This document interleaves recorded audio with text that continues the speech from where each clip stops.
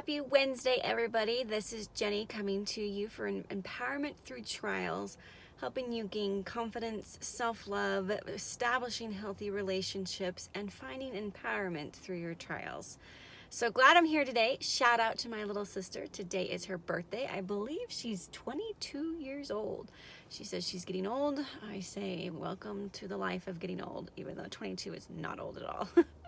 So here in Utah, we have a windstorm, legit windstorm going on. That's what happens in the fall here. And that's when the leaves get forced off of their little, what do you call those? Their little stems? Branches. Branches. So today's topic, as you can tell by the headline, that it is really delving in a little bit more on self-love and what self-love is. Now, we hear about it all the time, so this is going to be a very different type of video. I kind of want to piggyback on the last video that I did on how to handle toxic relationships in your life through conversations.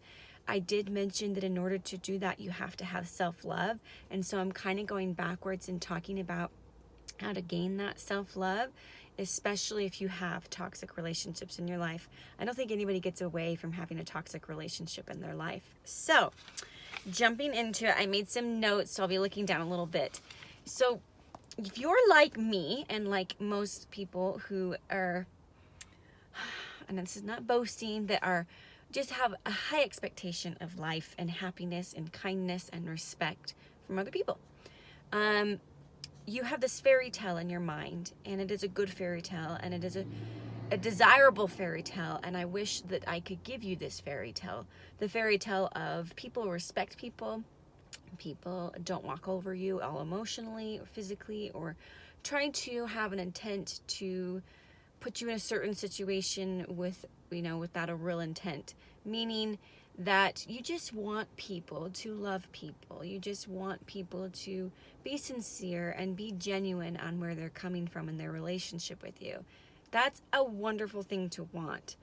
I hate to break it to you. One of the first steps to finding self-love is to realize that you've been living in a fairy tale land and that people aren't like that. That is a mourning process, and it because you feel like you had so much hope and you were living off of the potential of other people rather than the reality of who they are, because you were living for a hopefulness that they could be that way. You can't make anybody be a certain way, and you can't live your life expecting someone to fulfill a hope or desire or a dream that you have for them. So the first step in finding self-love is a reality check. And there's a mourning process that comes from that, and realizing that all that kindness and respect and love that you've desired to have in all of your relationships around you is not going to be that way. And you need to get out of that. So yes, you will be in a mourning process. Accept that mourning process and realize that the next step is a beautiful step. But you have to accept that reality in order to get to that next step that you want.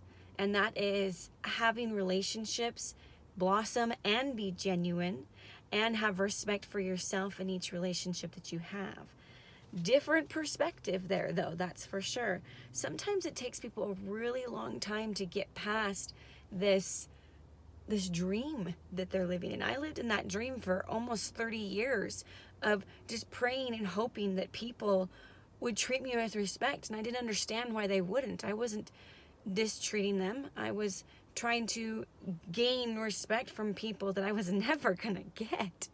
And this happened a lot in a lot of my immediate family, and I can say this because my sister and I are on a good page.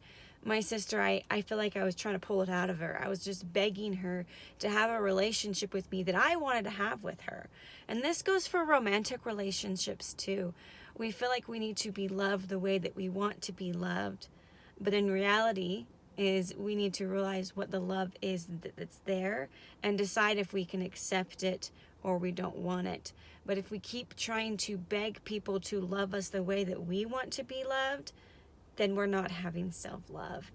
Because the first step to having self-love is to have no expectations from your relationships.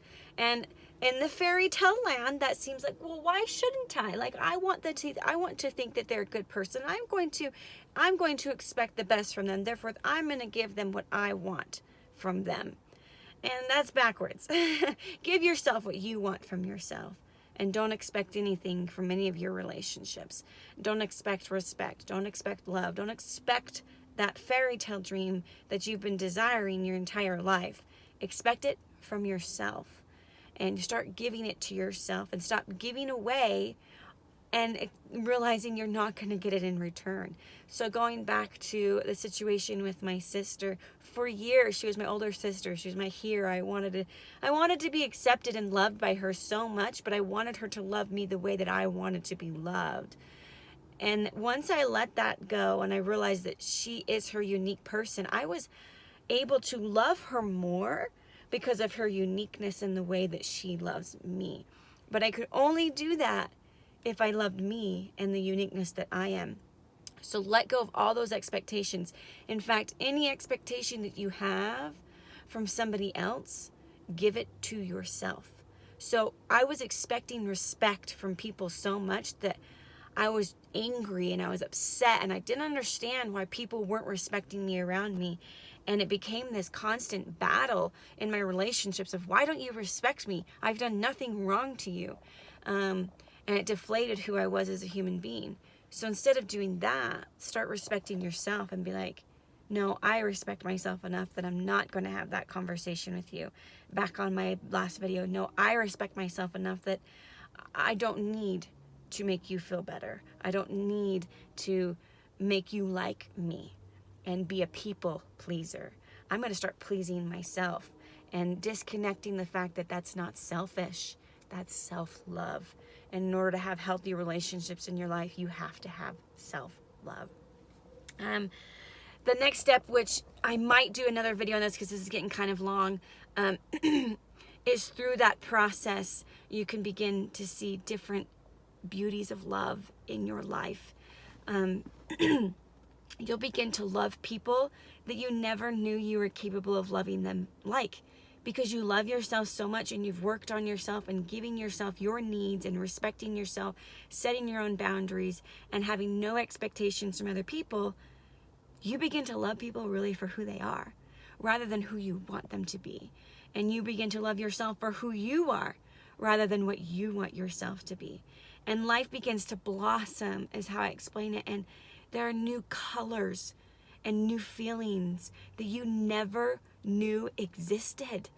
Because you've worked so hard on loving yourself, you now are capable of loving people for who they are, not expecting them in a certain way, for who they are in a way that you never thought imagined.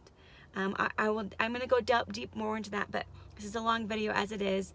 Just give me your thoughts. Let me know. I've had some people let me know some topics that they want to go over. I'm definitely going to tap onto those and help understand where you're coming from and what you want to learn from that and the aspects of friends and trusting friends.